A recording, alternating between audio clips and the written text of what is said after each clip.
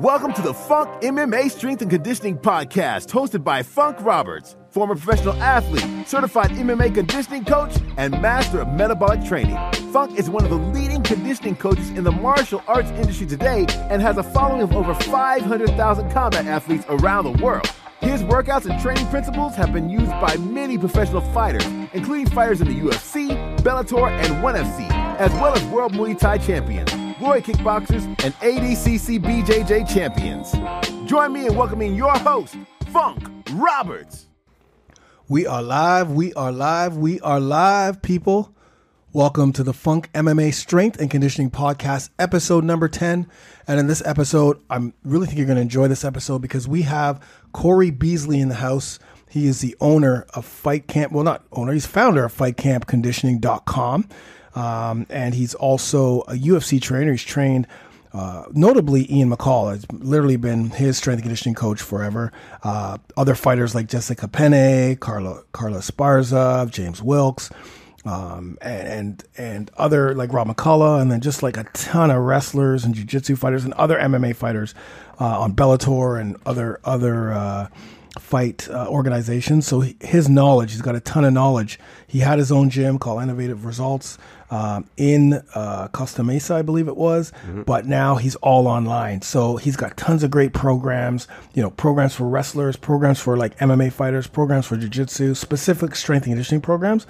But the knowledge that he has, his unconventional training, is amazing. He dropped some serious knowledge bombs today during the podcast. And what's good, what I liked a lot about Corey is he was very open book. He wasn't, he didn't hold anything back, and I didn't get, sometimes you get a weird feeling. People don't want to tell you things. He was all, whatever we asked him, he was 100% in. For sure, which makes for an amazing podcast for you guys to listen to. So definitely you want to tune in. Like I always say, get your protein shake or your coffee with MCT oil or your water, and you're going to love this. But before we start, of course, we got to pay tribute to our sponsors. For this podcast specifically, FightCampConditioning.com, Fight Camp Conditioning on Instagram, Fight Camp Conditioning on Twitter, Fight Camp Conditioning on Facebook. Go to those sites. This is literally one of the top sites for strength and conditioning information for fighters.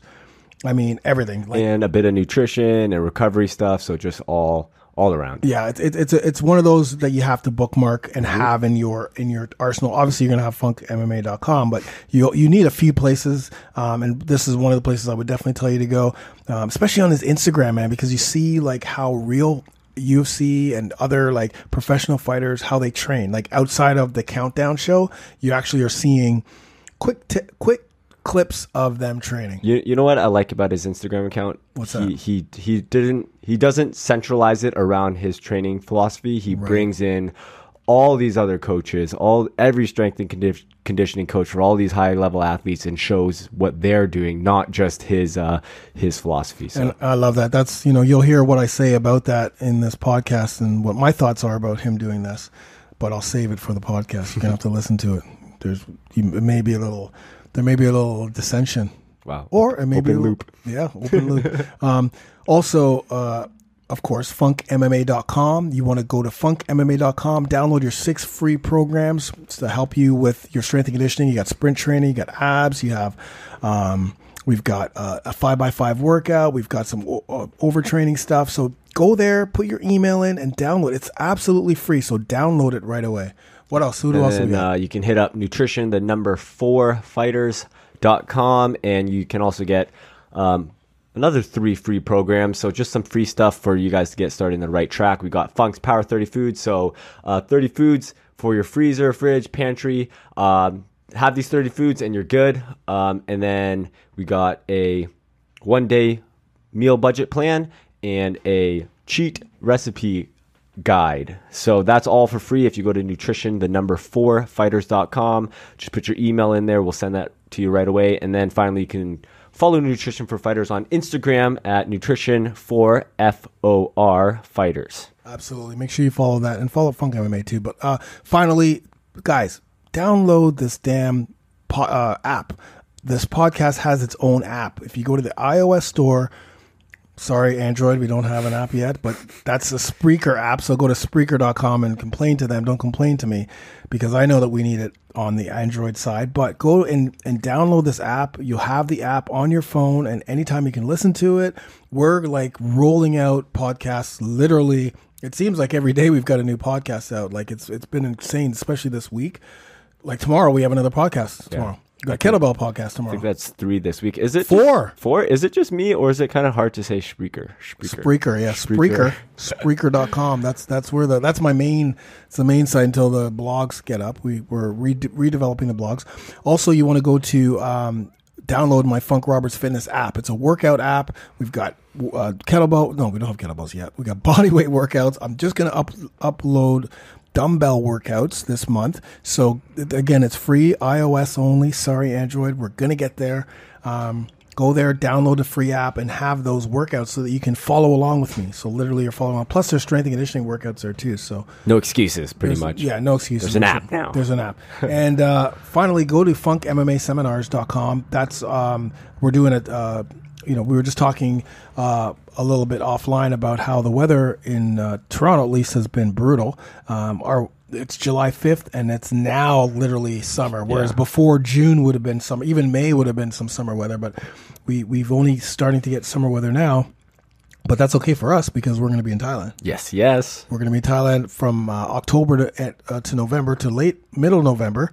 But 10 days in there, we're having the Funk Roberts Fitness Retreat. It's a fitness retreat where you train with me twice a day. We go eat food. We do, sightseeing stuff. You're literally hanging out with myself and Andy for 10 freaking days, man. And you're going to get into an incredible shape. At least you're going to be in way better shape than you were before. And you're going to come home with a toolbox of information that will help you stay in shape. That's huge. A lot of vacations where you just go binge drinking and you come back and you feel like shit and then you're off track. Whereas this one, you'll come back better, more motivated, and just probably have the best time of your life. Yeah, I mean, the wife and I went to a cottage for a week with my sister-in-law and my mother-in-law, and Angela and I trained every single day. Like, we ran every day. Sometimes we did a workout on the beach. Sometimes we did a workout in the backyard. We did sprints up the hill. And it was perfect. Like, it was amazing because even though it was a rest and relaxation, the training was part of it. Like, it was just, it is training for us is part of it is resting and relaxing, because now that we come back, we're like steps ahead, way ahead of this, like we feel good. We're still training. We look better than, we just went to hit pads yesterday with Crew Bruce, and he's like from Southside, and he's like, you guys look slim. Like, you guys look like you've, been working out. Like, we're like, dude, we were just at the cottage for a week. We ate we ate well, but at night we indulged because this was our vacation. But we trained every day. We ran every day. You know what I mean? It's good for mental health, especially while you're away. Otherwise you get all grumpy and it's just not a good time. Totally. And do you have any shout outs that you have? Yeah, I just want to shout out the guys. Oh, thank you. I almost forgot. The guys at Evalu South Thai in Toronto at 1381 Dufferin Street. The guys that listen to the podcast, Tiago, Andy, and those guys, Alex. So there you go, Tiago. I said your name, Tiago Tavares. He's been bugging me every day. I go into the gym. He's like, hey, man, it's 10 episodes now. You still haven't said my name. What's going on? I thought we were boys, this, and that. So there you go, dude. Tiago actually is amazing, man. He's he is. He's a number one listener, I think, right now. I mean, he's the one that gives me some info and leaves comments and man, I love this. He's a good dude, man. I love this, Tiago. Thank you so much. And everyone who listens to this, we just know that Tiago listens, but everyone who listens, DJ Marks, shout out to you.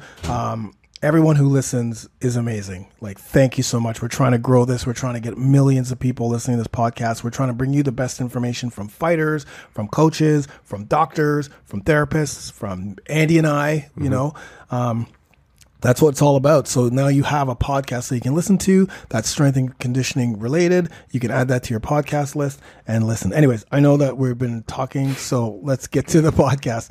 Guys, give it up for FightCampConditioning.com's very own Corey Beasley. We are live, people. Welcome to the Funk MMA Strength and Conditioning Podcast, episode number 10, man. That's 10 episodes, Andy. Can you believe it? Yeah, that went real fast. Yes, it did. Anyways, on today's episode, of course, we got my boy, the founder of Fight Camp Conditioning. You know, I love Fight Camp Conditioning because it is, to me, one of the best, like, Instagram and Facebook pages specifically to show you how pros train. I love how my man Corey Beasley, who's also been coaching for 16, 17 years and has coached some of the best fighters in UFC, Bellator, ADCC, and more. His unconventional training methods, the style of training that he has, man, it's incredible, and I love it. And it literally boosts him as one of the top trainers. And now, as he moves online trainers, and in the world, as far as I'm concerned, like you're right up there. So thank you so much, Corey, for joining us, man. How are things going? How are you? Everything's great, man. I appreciate you having me. No problem. So let's dive right into it. So what got you started in all of this, becoming a strength and conditioning coach, and like, did you train when you were younger? What was kind of like that process? Well, I mean, basically, I don't know if I really had a plan of attack for it. I grew up wrestling, and I was always active and being outside and doing that type of stuff. So the idea of sitting in a cubicle made me want to yak. So I was trying, you get out of college, and I had a therapy degree, and kind of figuring out what I wanted to do and what kind of environment, and had done some internships and worked with a lot of different people, and I didn't like the hospital setting. I didn't like the clinical setting. I didn't want to be there all the time. So honestly, I was kind of lost when I came out of school. I didn't really know what direction I wanted to go, and it's kind of, I don't know, you call it fate or whatever, but I was buying a pair of running shoes. And the guy knew me from high school and wrestling and stuff like that. And he asked me what I was up to. And I said, you know what, dude, I have no idea. And I had, just working odd jobs and stuff like that. But he said that the personal training studio that was next door to them was hiring, and maybe that would be something I'd want to get into. So I reached out to those guys and went to the little personal training studio for my interview in a suit. And dude, Tony Bruno still makes fun of me for that. And but he gave me a shot. I had no experience, and I ended up shadowing Tony for about 3 months, just to kind of learn what to do, what not to do, kind of his thought processes on things. And that was a real huge jump for me because he gave me the opportunity to get in there and learn. He forced me to learn instead of just giving me clients and just unloading stuff from his plate. And that was one of the best learning experiences I could have had, because he really held my hand and taught me and gave me a ton of information and DVDs and workshops and what certifications to go through and all that type of stuff. And that's kind of where I started.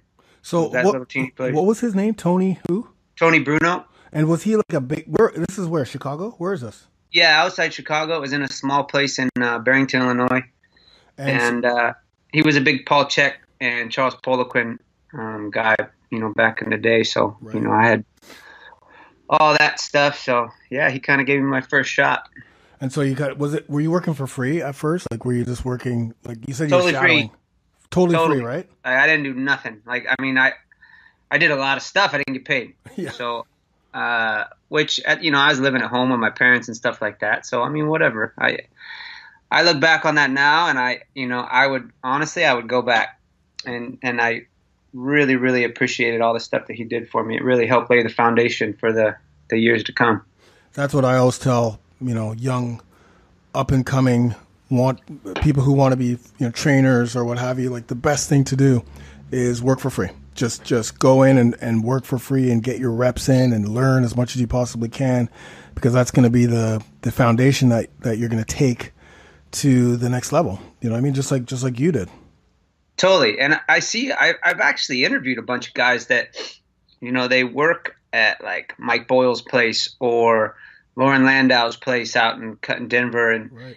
They get to work at these like unbelievable performance centers with these guys that work with all these pro athletes and have a ton of experience. And they, I know some people, I had people coming through our facility when we had it that were, hey, if you want to do an internship and stuff like that, and they piss and moan and cry because they're not going to get paid doing it. Yeah. And I'm like, I go, come on, guys, this how the world goes around. You know, you go back in the early 1900s when people were, you know, founding this country and like establishing all of it. And guess what? You know, the majority of people were some kind of an intern or something with some business owner.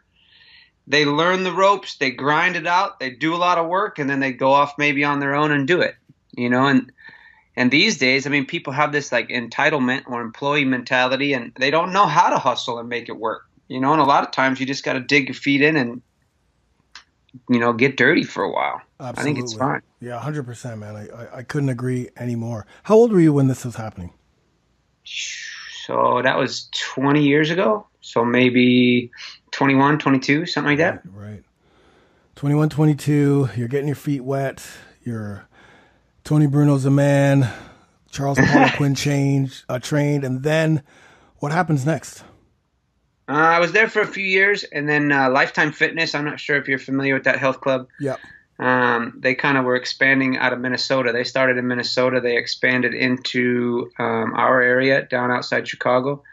And, you know, the big 120,000 square foot, $20 million facility, kind of bright and shiny object caught my eye. Yeah.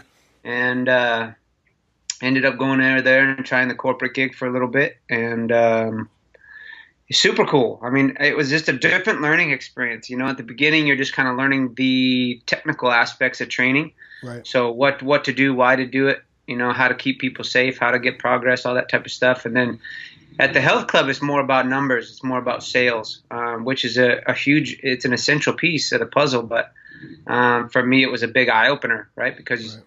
you know, at the small personal training studio, it was like, hey, just take care of these people and make sure they're happy. And I didn't have to do anything other than that. And when I got to the health club, it was more about numbers. It was more about quotas. It was more about sales. Right. And, you know, initially you squirm and you wiggle and you don't like it, or at least I didn't. You know, I wanted to train, and I kind of got away from learning and improving my craft. So I was obsessed about numbers, and I kind of lost touch with why I wanted to do it, and I almost got to the point where I didn't want to train anymore. Right. Because that's the part that I love. I like learning. I like, you know, working with people. I like doing that stuff a heck of a lot more than worrying about money. So, you know, but at the same time, it was an essential piece. Every step of the way, you learn something. So I was there for a few years, and then from there, I went independent and just kind of worked with a few people in their houses. And then a couple years after that, maybe 1 or 2 years, I moved out here to California. Had a buddy that had a house out here in California and said, hey, man, he actually flew in and it was 1 degree and blowing snow in Chicago. And he's like, dude, why the hell do you live here? Exactly. But honestly, I didn't have much of a good answer. You know, I'm like, I don't know. This is where I'm from. And he says, well, I got a house in California. If you want to go out there, why don't you move out there and see what you can do? And I moved out, and it was in a cool place, like good spot, sunny. It's nice. It's, you know, it's about as perfect as you can imagine. But I had to kind of figure it out. I got out here. I looked around. I was like, shit, I got a job. So I went to the local LA Fitness, which is another chain health club. Yeah. Not really my thing at all. But I went in there. The guy hired me on the spot. And I shadowed him for 2 days, and I looked him. I was like, dude, this ain't for me. Because it was even more salesy than the other place, right? So I was like, all right, well, dude, I've been down this road. I don't want to be here no more. So kind of struggled, kind of hung out, kind of figured things out for about 6 months. And then started commuting about an hour or so into Irvine, California, at a facility that was out here for independent trainers. And literally, it was like sink or swim. So I like if I wasn't training, I was in Starbucks sitting at the computer making it work. And just worked my ass off from May till about September, and then moved out here to Orange County where I'm at now. And that was about, 11, 12 years ago, something like that. So during this whole process, when did you start like working with fighters, or when did you know that you wanted to do fight camp conditioning? Well, I mean, yeah, I trained out here for about a year, 2 years, did really, really well. Was mainly working with general population clients. just because he taking whatever I could get, right? And ended up doing really, really well. But I don't know about you guys, but I mean, you kind of learn over time what you like, Right. you know. And I ain't the smartest dude on earth, but I'm stubborn as shit, so I'll figure it out over time. That's right. But you know, you start, me personally, working with people that their only goal is to lose a few pounds before they go to Vegas doesn't really motivate me at all. I don't like working with those people. It's not, to me, it's not substantial enough, right? And I kind of stumbled across at the place I was living. Somebody introduced me to Ian McCall. Yep. So I don't know if you guys know him or UFC not. fighter Ian McCall. Yeah, Uncle Creepy. The man. And man, that was 8 years ago, something like that. And you know, so I met with him, and he was kind of, sounds funny, but he was making a different comeback then. He I don't know if you know his past, but he's got a few demons in his past, to say the least, right? Yeah. So but I ended up working with him. Good dude, did a great job, kind of helped him on that comeback when he was after the WEC, and then Demetrius fight, right? Well, yeah, even before that, right? So I mean, the 25-pound class wasn't even open. So right, yeah. This was I kind of helped him get back on his feet, and then he fought in a few local fights, and obviously in the local fights he just wrecked those guys so quick. And then he ended up, there's a feeder called Tachi Palace, which is up in Central California, and went up to Tachi Palace a few times and helped him there, and he started gathering some momentum. Just a couple years of work, and he gathered some good momentum. And then he fought Jussier da Silva, who's one of the top guys in the flyweight division now. He's an absolute stud. Right. At the time, he was the number one 25-pound guy in the world. And went up there, and Ian beat him. And then after that, the UFC started doing that format. They created that weight class, and they had that 4-man tournament. Right. And man, going into that first fight with Demetrius, he was he was firing on all cylinders. You know, he'd gotten all the demons out of his system and had a lot of momentum going and was super consistent. And then that's kind of, that's, yeah, that was a close fight, right? I do super that close was a close fight, man. Yeah, and it was super close. And Demetrius is a stud. He's always a good dude. And you know, him and Benavidez, and we've been through the ringer with that kid. But just going through that and doing a good job with those guys, and obviously you guys know the word spreads. You know, it's a small world. Yeah. And in Southern California, there's a lot of fighters, a lot of grapplers, and you know, just through starting there, you know, I've been real fortunate. Had a lot of really, really good, talented guys come through the gym. I love the fact that, you know, when you started, you went through so many different types of training facilities and you trained so many people. You've probably, you know, you've trained and took care of clients, and you trained people in the big box gyms who everyone you train has a different goal and are scattered amongst different goals. Then, you know, you went to LA Fitness, you know, you grinded there, and then you had that, you know, the performance place where you trained McCall. But it's so cool that you had all of those different types of training, training those different types of people to know what you don't want to be, who you don't want to train, and who, you know, the passion that you have behind training, someone who you'll go the extra mile to help. You know what I mean? Like that's kind of like the process that is the perfect process, right? Because you learn who you want to train, who you don't want to train, what you like to do, what you don't like to do, but you have to go through that process in order to find out, right? Everybody has to, yeah. And everybody's path is going to be different. Right. I mean, there's different opportunities, there's different types of training, there's different, and that part is cool, right? I mean, now I kind of see the big picture a little bit more clear than most, I think, just because I have seen all that different stuff, not only over time, but even in those different locations, like you were talking about.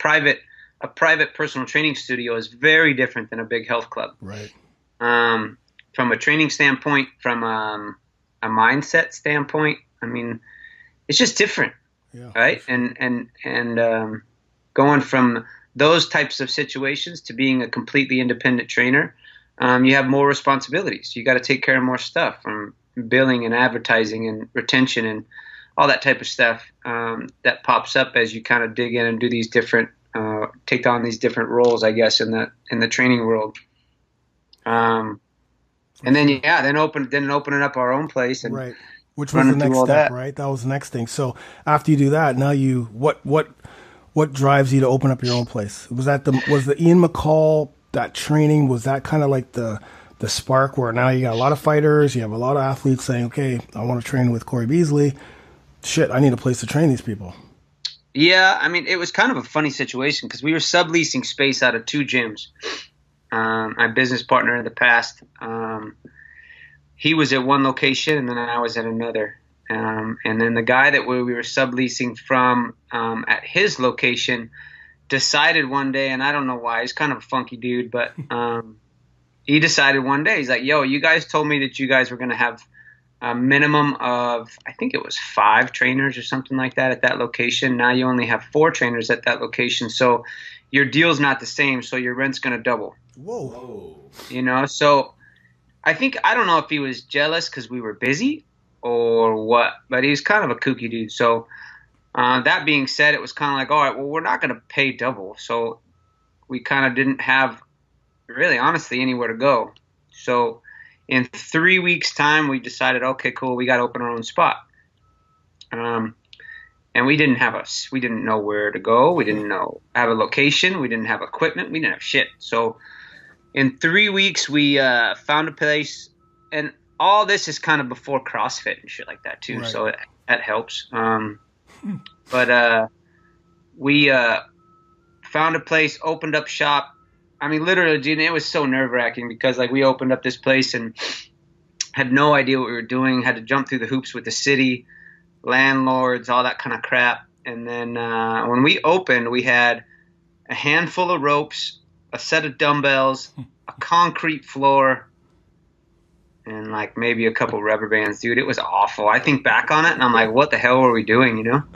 It seems like when you're in that position where, like the story you told before at your first personal training job, when your back is against the wall and it's like the only opportunity that you have, you seem to do very well in that space, like that tough environment. Well, I mean, what are you going to do? You're going to quit? Lots of people do, man. Lots of people quit. Lots of people use that as an excuse, and they're just like, forget it, man. Like, and then they go on with that, it was the landlord's fault. It was so-and-so's fault. It was this, you know what I mean? Like, it was this guy's fault. A lot of people, like, more, 90% of people would quit. Yeah, totally. There's a lot of days we wanted to, that's for sure. But sure. All we really did with that first place was, my goal was every single time my clients come in, I want something to be different. I want something to be better. And I didn't give a shit. If it was all weekend, I remember spending one whole entire weekend, like 18-hour days, so I could paint 2 stripes around the whole place. I was so miserable, like, that blue painter tape, making sure that shit's level all the way around and even. Oh my God, I wanted to kill myself, But it just did that. It was just make one thing better. If it was, the majority of our clients weren't fighters, right? They weren't paying the bills. Really, that was just kind of like, I grew up wrestling and stuff like that and doing jiu-jitsu. So, I like helping them boys out, and it was fun because we work really hard for a few weeks and you get to see them perform, right? So I liked it. It was like being with the boys again.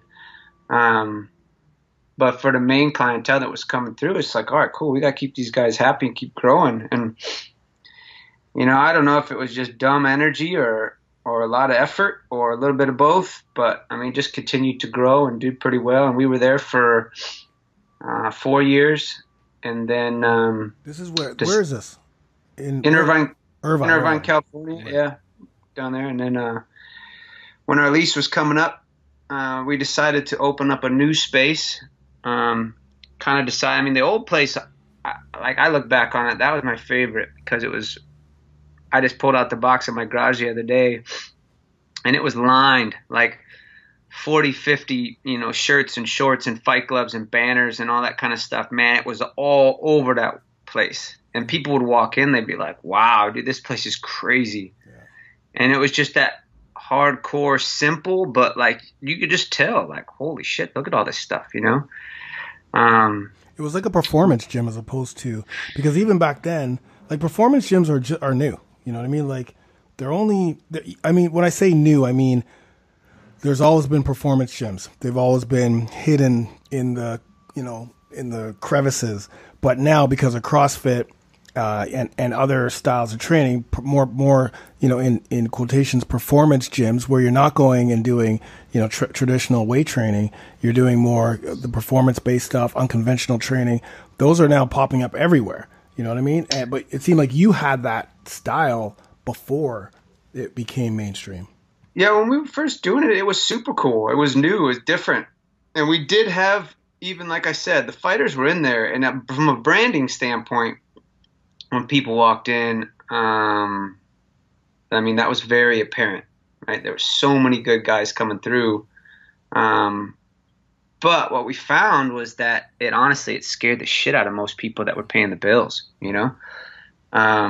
So they'd come in and they'd be like, well, that's a like a gym where all the fighters go. I don't want to go there. They're going to kick the crap out of me, right?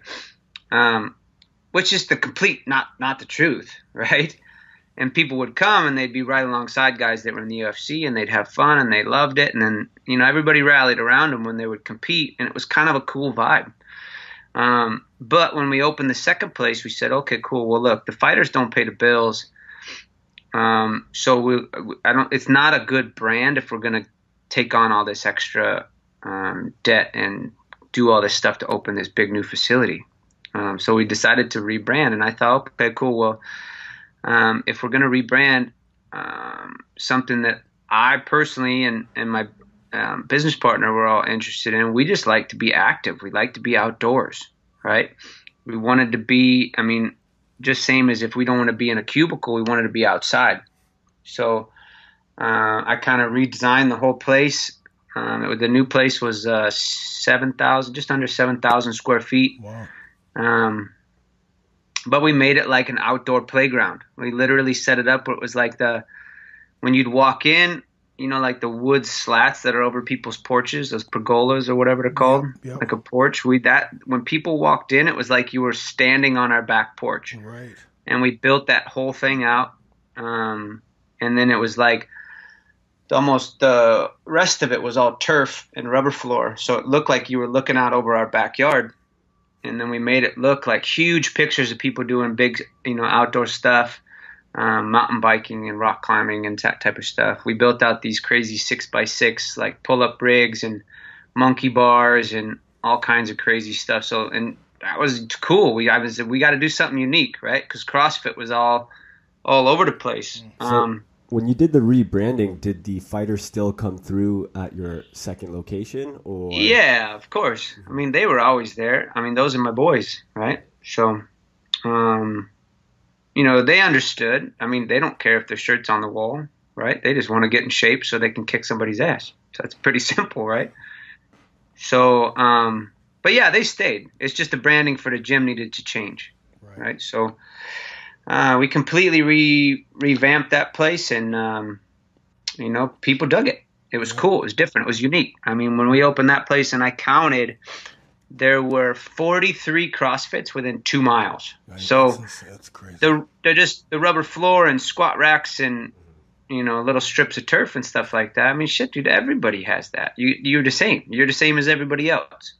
So from a business standpoint, and rebranding was essential if we wanted to stay open. So we did that, and it was cool. It's just different, right? Yeah. So same principles, same training methods and stuff like that. That doesn't really change, right? Yeah, it was just the look and feel and kind of, just to make it more inviting to those fitness people. Although nowadays, I think that more fitness people would gravitate to the fighter style gym just because knowing that there's fitness style workouts there, because now everyone wants to look and have the look and feel and train like a fighter, but not necessarily, take beats like a fighter. But, I don't know how many people who train in the UFC, who fight in the UFC or professional fighters started Muay Thai or Jiu-Jitsu or whatever it is to get in shape.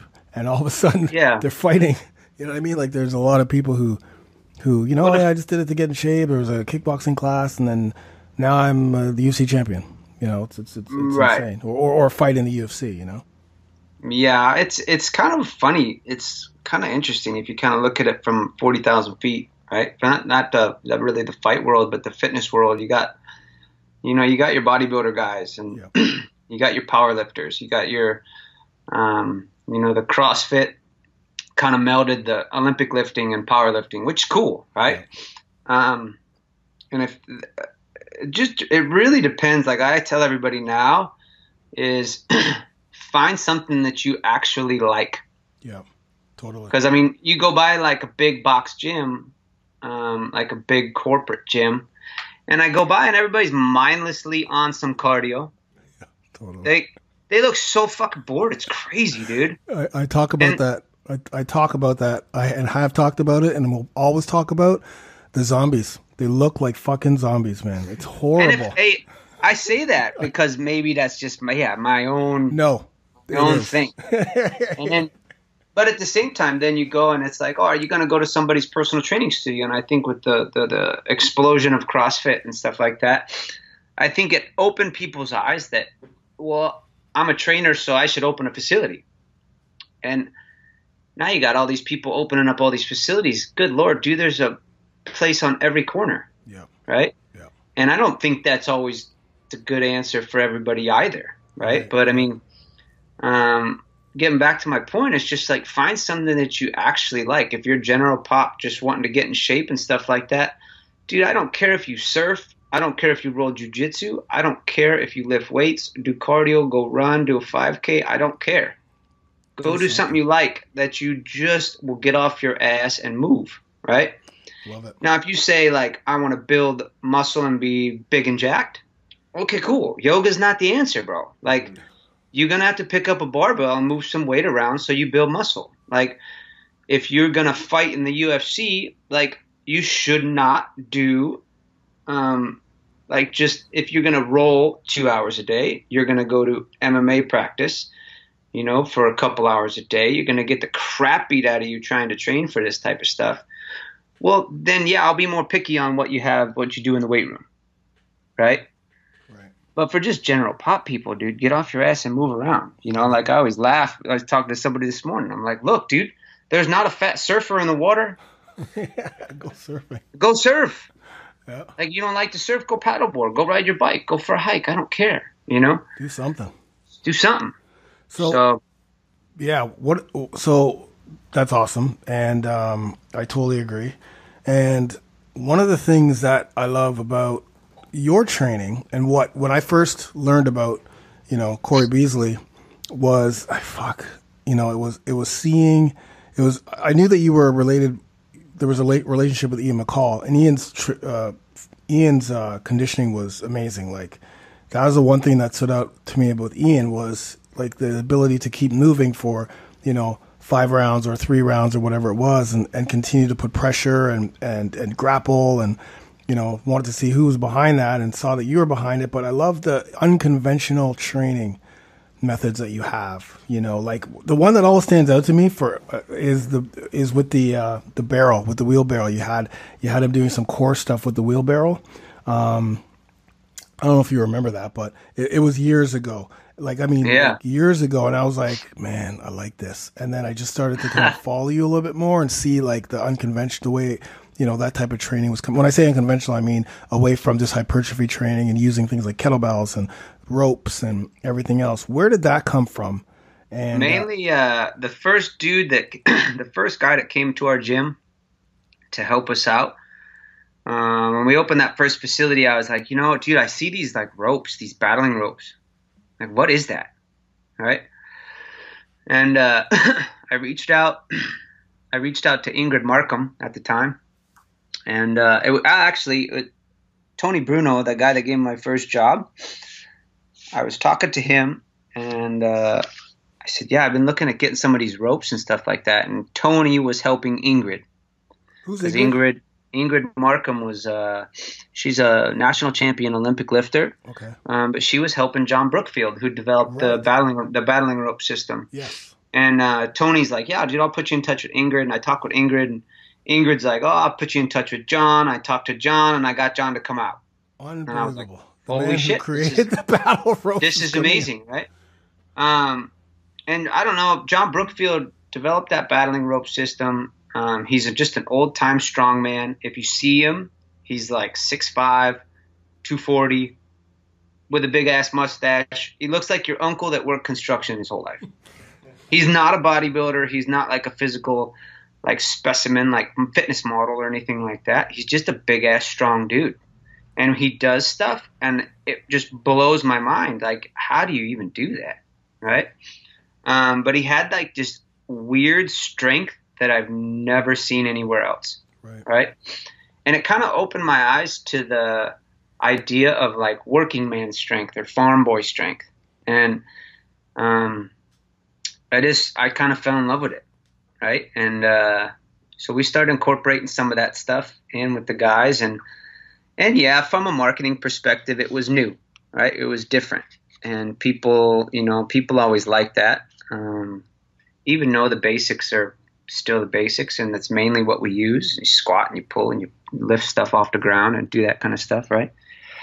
But Brookfield really opened our eyes to that. So he really, we started incorporating more and more of that working man strength type of stuff with the guys, because they need that, right? It's funny that you say working man strength, because in the gym all the time, when I'm training, guys that work construction and they come in and we start wrestling and we start doing jiu-jitsu and stuff like that, they're the same weight as me, but they feel 3 times as strong from lifting steel all day.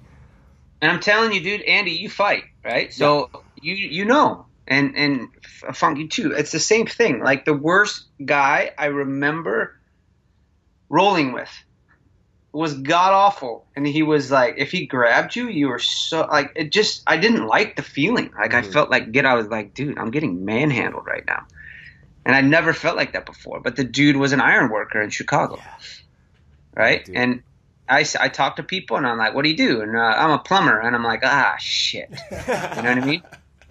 Because he's just gonna grab you, right? And it sucks. But those dudes are strong, like really strong.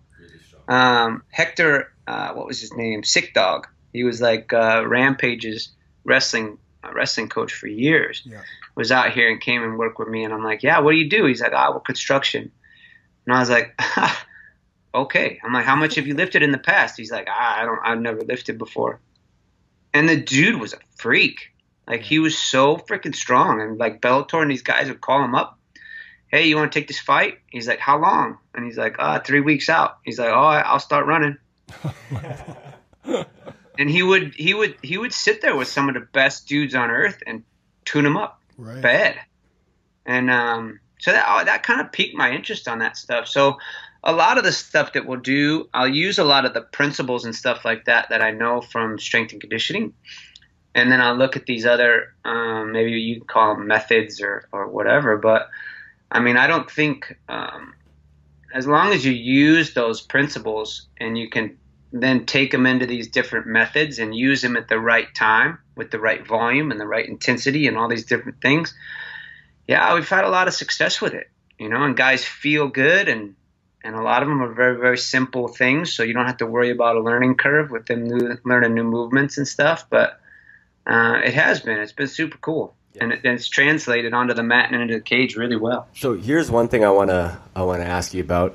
I think one thing that separates conditioning coaches for MMA specifically is having a coach that either currently trains or has a background in training martial arts. So for you specifically, it'd be wrestling and jiu-jitsu. I just want to know how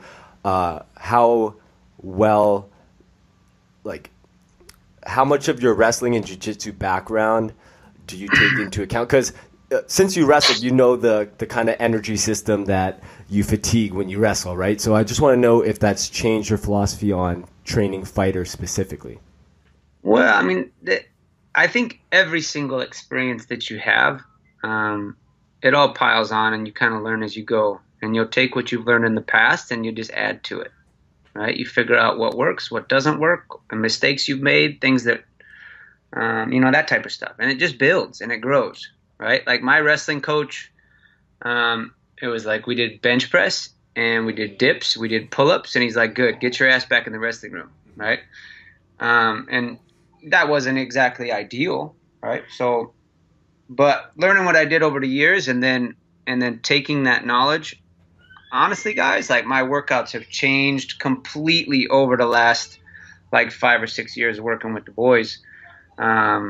Just because now, I continue to learn every single year.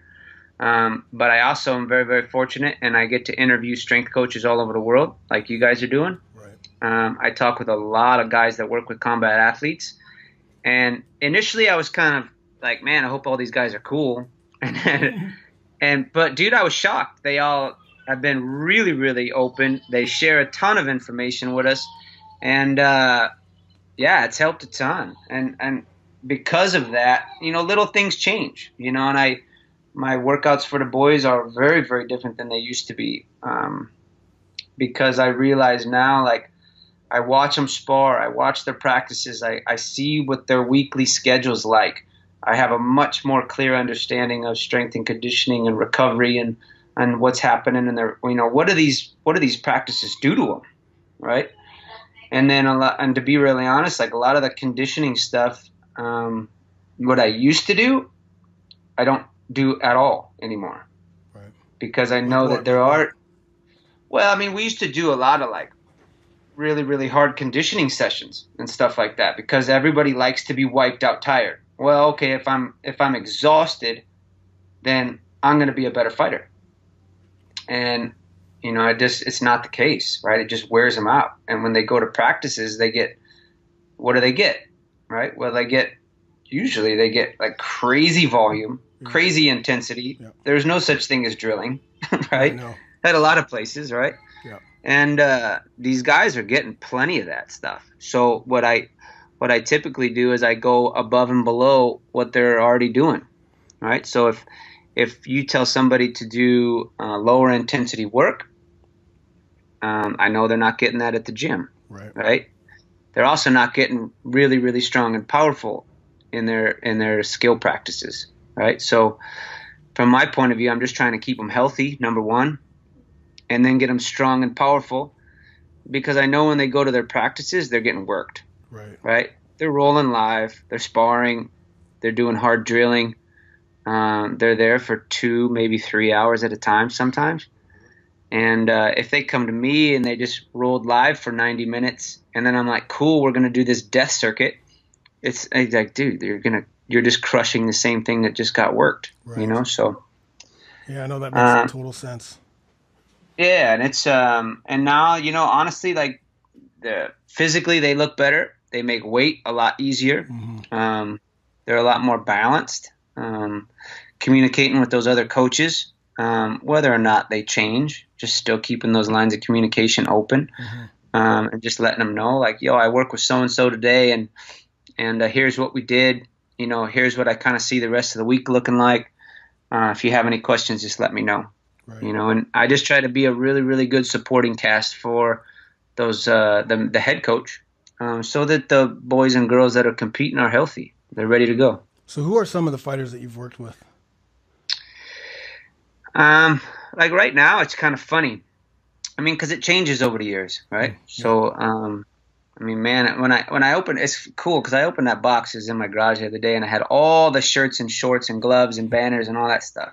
And I was looking through them yesterday, and I was like, dude, this is crazy because it seems like not long ago, but none of those guys fight anymore. Oh. Almost none of them. The only guy that fights from that group is McCall. Is McCall still on the roster? Right. But it was like old dudes like Joker guy, Mike Guyman and guys that like they were like original dudes that were in the UFC and stuff, Like so Rob McCullough.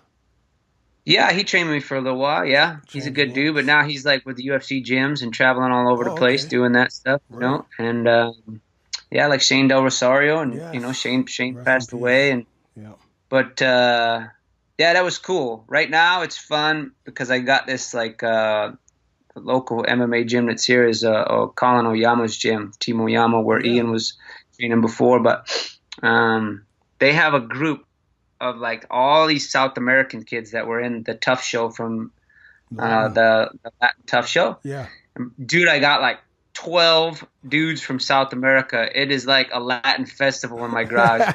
It's nuts, dude. But you got they're the all music playing in the back. You got. Oh, you wouldn't believe it, dude. It's crazy. Like I literally, I'm a complete minority, and I don't understand one thing that's being said. I'm just like, look, dude, just here's what you guys got to do. Chito, translate that shit. Okay, cool. Let's go. You know what I mean? And it's been fun. You know, we have groups with like the Mendez brothers, and you know all the guys, a lot of guys from AOJ, which are all like real high level, you know, BJJ athletes. Jiva Santana, who was the arm collector, you know, and he fought in Bellator and was a couple-time world champ in jiu-jitsu. Yeah, man, I mean, they kind of come and go, but That's amazing. It's been a fun ride. You know, it's always something new, always something different. Everybody's kind of unique in their own way, so I just enjoy helping them. You know, so if I can get them a little bit better, I'm a happy kid. For sure. So let's talk about you've also trained Penne and Esparza too, right? In fact, you were yeah. You still train those two? You still train Carla at all? Nope, I don't. She's actually did she move somewhere? No, she's up in LA. Okay. Working with a guy up in LA. Right. And Jessica moved down to San Diego. Yes. So a little too far. Yeah. But yeah, right now the girls I'm working with are Ashley Evans Smith. Yes. You know her? Yeah, for sure. Just a 55-pounder. Yeah. And then a couple young Muay Thai fighters that are out of Yama's camp as well. So cool. I like Oyama. He's good. He's cool. So talk about trying to motivate these guys to train. Like, do you have any problems with that, or like when they come to see you, are they ready to go, or is it like, you know, sometimes you got to really kick their ass, or you know, I know that you're not trying to kill them, but you can also see the work ethic of some fighters could be maybe different than others. Do you see that? You know, everybody's a little bit different, right? And every single day is different. So I work with the guys 2 days a week. I've kind of ironed it down with Colin Oyama. Yeah. Like, 2 days is good. Right? They don't need to lift every day. They don't need to get, you know what I mean? That type of stuff. We just keep it simple. Right? So 2 total body workouts, depending on where they're at with their fight camp, depends on what they're going to be doing, as well as how they feel that day. I mean, I got a guy that is 5 weeks out from his fight. It's a title fight, so it's 5-minute rounds. And yesterday was supposed to be a pretty dynamic, explosive type workout. Yeah. And he showed up with a twisted big toe, and he can't put any weight on it. Right. So it's like, oh well, shit. There goes that workout. Yeah. But that happens all the time. Yeah. Fingers, necks, shoulders, low back, hips, knees, feet, whatever. It's always something, right? But the idea is still the same. Okay, cool. How can I still get the same result without jacking up that toe or aggravating that toe more? So we just change things up, and you got to think on the fly. So I mean, it was pretty simple, but I kind of organize it that way. Is just where you at in camp. I kind of have a few different workouts set for different goals. Right. And then I use different progressions and regressions and stuff like that. So making sure that they do everything right. So, and they'll do 4, 5, maybe 6 exercises total in the hour. And It's like, oh, cool, beat it. You guys are good.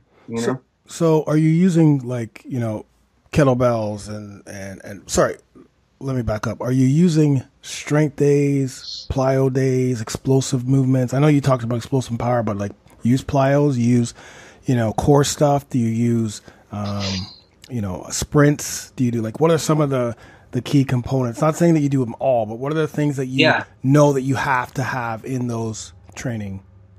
Most of the time I do the beginning, if you want to call it warm up, is some kind of foam roll, it's SMR type stuff. Yep. Is where everybody starts. So if I, a lot of just, digging into their chest, their hip flexors, their lats, calves, that type of stuff to open them up. Yep. And we move into some mobility work, a little bit, 3, 4, 5, maybe quick dynamic stretching type movements. Yep. Where they're just kind of moving through. And then we typically go into some kind of locomotion. So we crawl, we run, we shuffle, we karaoke, we butt kick, or we skip. And then we usually will move into some kind of SAQ, so some kind of speed, agility, quickness type movement, explosive type movement. So either it's med ball stuff, jump progressions, that type of stuff. Maybe just small, like 3, 4 sets of 3, 4, 5 reps. That's it. Just quick, explosive, light up the nervous system. And then we'll move into whatever the bulk of the strength stuff that we're wanting to do that day is. Now that can change a little bit. So if we're wanting to develop a little bit more power and we're doing some type of contrast training, for example, where we're going real heavy and then explosive, well, that'll be the bulk of the workout. Right. But I'll spend the time up front for 15, 20 minutes just keeping their body healthy and getting them moving and getting the blood flowing every single time. Right. That's a must. Well, yeah, you got to keep. Yeah, they're not doing it. They won't do it. No, they won't. And even during the strength, Andrea Hootie, who's the strength coach from University of Kansas basketball, in one of her books, she does 2 strength movements. Yep. So let's just say they do a deadlift and a bench press, right? Then she programs in a mobility as like 1A, 1B, 1C. 1C is always mobility because she knows that if she tells them to stretch, they don't. Right. So she programs it in. So we'll do that. Say that. I was just speaking to Coach Woody, who coaches out at Tiger Muay Thai. He's the head strength and conditioning coach.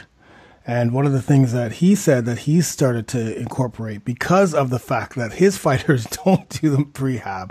Yeah. He said that he starts to incorporate some of the, in between the big lifts or whatever they're doing, some mobility work, some prehab work, something to keep that going in. You have to do it. You have to. Because those guys they want to, well, they're like me when I was 22 years old. Touch my toes, swing my arms around a little bit. All right, let's do this. Yeah. You know? Exactly. And you can get away with it for a little while. For sure. But you start to get a few miles under your belt. I mean, it comes to a screeching halt real quick. No doubt. So if you had an 8-week fight camp for a fighter is coming to you and saying, okay, I've got 8 weeks to train. What would be your high level kind of setup for those 8 weeks? Like week 1 and 2, work on this, week 3, like if general. I know there's no such thing as general because every fighter is different. So I know that it's kind of, I'm setting you up here, but yeah, that's okay. My questions are always the same, and I go through it with every single person, whether they fight or not. And I say, number 1, are you healthy? Right? Yeah. You got aches, you got pains, you got injuries, you got old injuries. Where are we at? Right. Now, if somebody comes in and they're like, "Yo, coach, my I have a labrum tear in my shoulder." All right, well, we stop right there. Even if they have to fight in 8 weeks? Yeah, because what are you going to do? You're going to put them through a fight camp with a jacked up shoulder? They're going to fall apart really, really quick. For sure. Right? Now, you might be able to navigate around it, right? You might be able to say, okay, cool, but you can't just avoid it. Right. You cannot. I mean, if it's tendonitis, totally different. Yeah. But if something physically wrong, you got to address it. And that probably isn't my job. Right, I'm going to be like, all right, cool. Let's go sit down with the physical therapist, and maybe it's massage therapy, maybe it's something else. I don't know, but we got to address that right away. Yeah. Right. From there, I say, are you in shape? Right. And if somebody's got a fight coming up and they are in poor shape, right, their resting heartbeat is like over 60. I'm like, all right, dude, we got to get you in shape. Your aerobic fitness is, it's terrible. Right. You're going to gas out really, really bad. Right. So we work on cardiovascular and muscular endurance. Right. Then we ask, are you strong? Right. And you have relative and absolute strength. So I say, can you control your own body weight? Can you do push-ups? Can you do pull-ups? Can you do that type of stuff? Right. And then you have absolute strength, which is like, all right, dude, you weigh 135 pounds. Can you deadlift a couple times your body weight? Right. And kind of go through a variety of tests there. And, from there, yeah. And then you say, and then once they're really, really strong, then we could say, are you athletic? Are you powerful? Right. And then we could it's not like we're not working on all these different things because, like I said, are you healthy type stuff, the mobility, stability, low level, low intensity type work is always the warm up. Right. Now, if, I remember with, Eric Perez, who's a really, really good fighter. When he came to me, he was jacked up, knee surgery, shoulder surgery. He's all over the place. So the majority of his workouts were mobility, stability, low intensity type stuff just to get him functioning again. Right. Because if I just say, hey, go spar, go throw that bar over your head, like he's going to fall apart. For sure. Right. So that's where we started. And he did really, really well. Yeah. But are you healthy? Are you in shape? Are you strong? Are you powerful? Are you athletic? And then are you prepared to compete is the last one. And that might be mental, but also just pulling the reins back for a lot of guys. Right. And, as they're starting to cut weight and, feathering down into a fight, you got to back off. Right. A little bit, or they'll walk in and they'll look like shit. Yeah. They'll perform really, really poorly because they did too much. Right. So I literally I get through that and that kind of helps steer the programming as I'm helping guys get ready. That's so cool. I like that. And then, I mean, that's probably questions that every fighter out there, because, a lot of people listening here aren't UFC fighters, but are fighters in whatever capacity, or just like love their sport and just want to continue to train. These are questions you can ask yourself throughout the year and assess and work on those things throughout the year. So if you didn't have a fight, but you weren't strong, your relative strength wasn't, or absolute strength wasn't there, then, the next 4 weeks, you may want to work specifically on that to get that up so you can move on to the next. Right? Totally. I mean, I do this, like one of my private clients that I've worked with for over a year, he came to me after he actually had, was free and clear from cancer, but went through all the chemo and all that nonsense, 50-year-old guy. And when he came to me, he could do 2 push-ups, and they were ugly, right? But, I mean, he was a college athlete, college football, college baseball, like really good athlete back in the day, but he's 50. He worked his ass off and killed himself almost, Yeah. And, I mean, last week he deadlifted 255 for 5. Awesome. He can do 66 push-ups in a minute. Like, dude's a beast. Yeah, that is beast right there. But I told him at the beginning, and I tell all my clients and stuff like that, I'm like, look, guys, trust the process and just trust me. Just believe what I'm doing is right. Exactly. And but I've told him, like, yo, the whole 6-week, 12-week crap, get that shit out of your head. Okay. Like, it's just 6-month, 12-month, next few years plan, right? Yeah. Because I don't think most people realize how far they are off. Yeah. And it's okay. It's not like you're bad because of it. It's a lot of us. Yeah, for sure.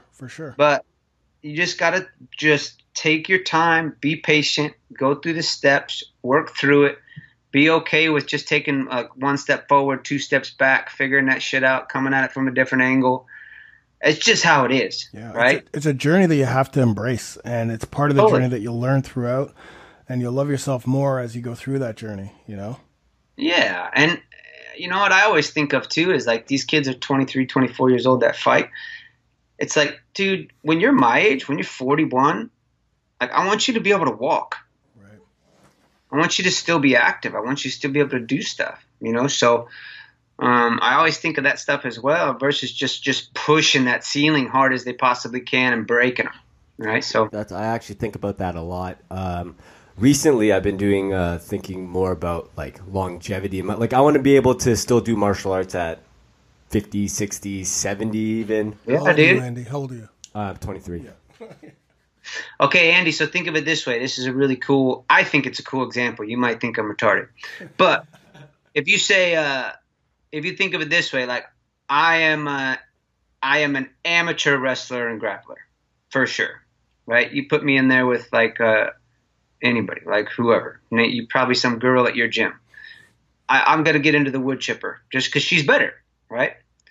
But if you say, okay, if you have 50 weeks of the year you train, and you just miss one a week, you miss one workout. If I have 50 more practices with my coach than you, over the course of a year, I'm going to start to get you, right? You take that over 5 or 6 years, and you have 250, 300 more practices than the guy you're going up against in practice. He's going to start questioning himself because you're going to get him, and you're going to start tuning him up. You're going to start winning everything, right? And nobody in the UFC has been practicing for a year or two. Most of those guys have been grinding for like 8, 10, 12 years, right? And over the course of long term, if you think long term, it's those little decisions, that consistency over time that wins, right? Because, I mean, if you think about 10 years, holy crap, dude, that's like 500 more practices. It's a lot. And it's no different in strength. It's no different. I mean, then you could also take this in any other aspect of your life, right? So I think that consistency and, like you saying, having that longevity mindset's a big deal. Yeah. Because it's easy to make people tired, like Martin Rooney says, but it's difficult to make them better. Exactly. Right? And just being conscious and knowing what they're doing, when they're doing it, how much, how often, and really controlling and adjusting things along the way. I think if guys want to compete in combat sports long term, and the sports are going to grow and really become what they could, this is a big gaping hole that needs to be addressed. Absolutely, 100%. So now you don't have a gym. You've got fightcampconditioning.com, and guys, just side note. Follow fightcampconditioning.com on Instagram, Fight Camp on Instagram, Facebook, Fight Camp Conditioning. Awesome stuff, man. So that transition now to online, you've got amazing products. You have a lot of products for fighters specific.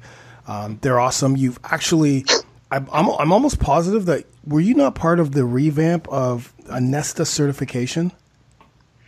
I talk with John quite a bit. Right. Or are you doing one? We're talking about a few different things right now. I don't know what direction we're going to go. I don't think it's going to be fight specific. I think it's going to be more on a different path, maybe. Sure. But yeah, the fight camp thing kind of started when we rebranded the gym. I knew that the gym, that was a good direction for the gym, but I also didn't want to completely abandon the fight crowd, because that's where my heart's at. Right. And at the same time, I also didn't want to be the man. I don't think that I know everything. I don't believe that, there's a lot of smart ass coaches that are out there. They're good. Right. Exactly. And I thought, like, okay, cool. Well, if I'm going to do this, like, I have some good information, but I think there's a lot of other people out there that have great information as well. So I kind of wanted to take that angle for that fight camp site. And I thought, you know what, if I could cruise around the world and hang out with different people at their gym and pick their brain and learn what they're doing and showcase some of the stuff that they're doing, maybe it would help the sport grow. Absolutely. Right? And we can get different personalities and different methods and different thought processes and all these different things. And I want to showcase it. Right. So if they want to write articles, cool. If they want to talk to me for an hour on a podcast like this, awesome.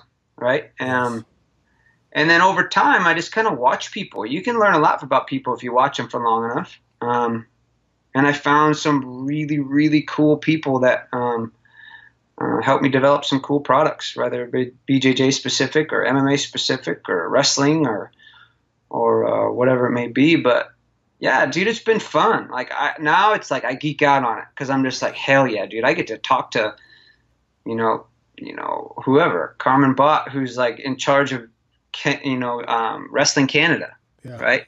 Same. Lady is so smart. And it's like, you talk to her and it's like, wow, dude, holy shit. Different level. Wow, it's just cool, right? I think it's awesome. So but yeah, it's kind of where that site's at. Yeah, so it's all. So you got the podcast. Sorry. So what's the podcast called? Is it Fight Camp? Yeah, Fight Camp Conditioning. Okay, it's just so everything's fight. So Fight Camp Conditioning is a podcast. Check that podcast out for sure. FightCampConditioning.com. Check that site out. Amazing articles. So much knowledge on that. You know, like one of the ones that stick out to me is the strength. Cyan, I think it was Cyan Sakar. Is that her name? No, Sabina or Sabina. Sabina Scala, yeah, in London. She wrote an amazing article on strength, and you know that was a while ago. But I mean, it's, you know, sometimes you read something and it just things stick out.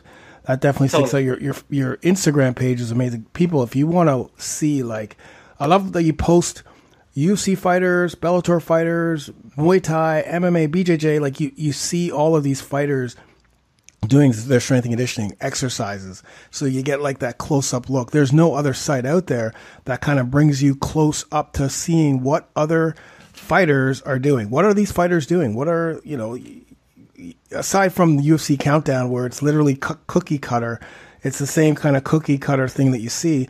Your site, especially the Instagram page, brings everyththing out. Like you're seeing guys in the pool, you're seeing med ball stuff, you're seeing plyometrics, you're seeing kettlebell stuff, you're seeing Robin Van Roosmalen on the frickin' on the treadmill with the VO2 on. You're seeing, you know, you're seeing there's a lot of stuff. A lot of times on the UFC shows and stuff like that, they've come to the gym a bunch of times. Oh yeah. I'm like, well, what do you want to do? Yeah. And I'm like, and they go, just do some shit that looks cool on camera. Totally. You know what I mean? And I know, I watch it, and it's like, I know they don't. I know the coaches that are on there. Yeah. And I've seen some of the behind the scenes UFC stuff, and I'm like, I know you don't do that shit. I know. I know. I'd like to say the same thing, but and it's okay. But yeah, for sure. Okay. They want it to be flashy and for the fans. But you go to your site, like that's the real deal. Like I'm looking at Ian McCall right now. We're looking at him in an ice bath, a video. Like I love, like I absolutely love that you're doing this, because this is another thing. You know, we all have to play our part as strength and conditioning, whether it's online or whatever, together because you know, strength and conditioning in combat sports is brand new, because it is. Evolution has happened so quickly. So we have to do our part to help people see these are the different modalities of training. Totally. You know, and so the fact that you're doing this is like, okay, good. He's doing it. I don't have to do it. So I'm just pushing people there. And well, I appreciate it though, man. You guys are doing some cool stuff, and it is. It's fun to watch it grow and change and evolve, and it'll be neat to see where it goes. For sure. What programs do you want to talk? Like, you've got some programs out there. I know you got the wrestling program coming up, or it's already launched. Savage. Yeah, the MMA program that Brett Bartholomew did for me.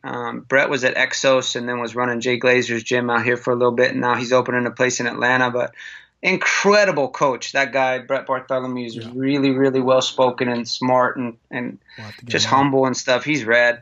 But he developed that Savage and Simple program for me for MMA. Okay. PJ Nestler, who's out here in Orange County as well, and works with a bunch of world champ BJJ guys as well as some MMA guys as well. But he did the submission strength program, which is all for BJJ. Okay. And then Carmen Bott, who's in charge of Wrestling Canada, did the Wrestler's Edge, which is the off. Right now, it's the off-season training program for wrestlers. Cool. But then she's very quickly coming out with an in-season program before the wrestling season starts. So that's awesome. Those are the big three for now, and then we have some goal-specific stuff for people with different goals and stuff like that as well. So yeah, it's cool, man. It's fun. It'll always keep evolving. And we're gonna have all those links, people, wherever you are watching this or listening to this or what have you.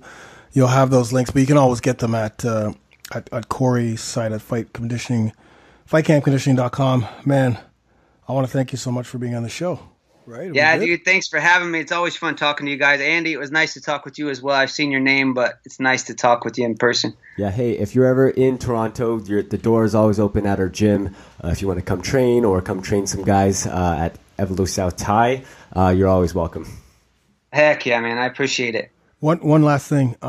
you talked about wanting to travel. I think you talked about wanting to travel to different gyms. Yeah. I think in 2018, like starting July, maybe you and I need to do a show, a YouTube show, where we travel the world to different gyms all over the world, different types of combat sports. Yeah. And not only see how they train, but take people inside, how the fighters train, but, all that stuff. I'm telling you, I think that'd be amazing. It really is. It was something I've been wanting to do for a long, long time. And, I think it would be well received as well, just because I think people need to see what these guys are actually doing. For sure. Versus just, what their coach did to them in the past. So absolutely, yeah. And Andy will shoot it, of course, and edit it because he's the video master. He's the man. All right, man. Well, thanks so much for being on the show. I really appreciate it. Guys, awesome, guys. Again, Fight Camp Conditioning on Instagram, fightcampconditioning.com, Fight Camp Conditioning on Facebook, Fight Camp Conditioning Podcast. Is that it? That's good, right? Fight Camp Conditioning on in Twitter. Everything is Fight Camp Conditioning. Just put that in your brain, Google, and make that, make that a bookmark. And make that a place that you go to on a daily basis to check out, like I said, man, amazing content, amazing information. And Corey Beasley, the UFC trainer, has trained the top fighters.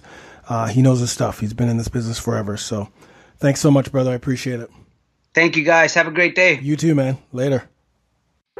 You've been listening to the Funk MMA Strength and Conditioning Podcast, hosted by Funk Roberts, certified MMA conditioning coach, master of metabolic training, and fitness expert, bringing you insights on conditioning for all levels of fighters worldwide. Be sure to join us for another podcast.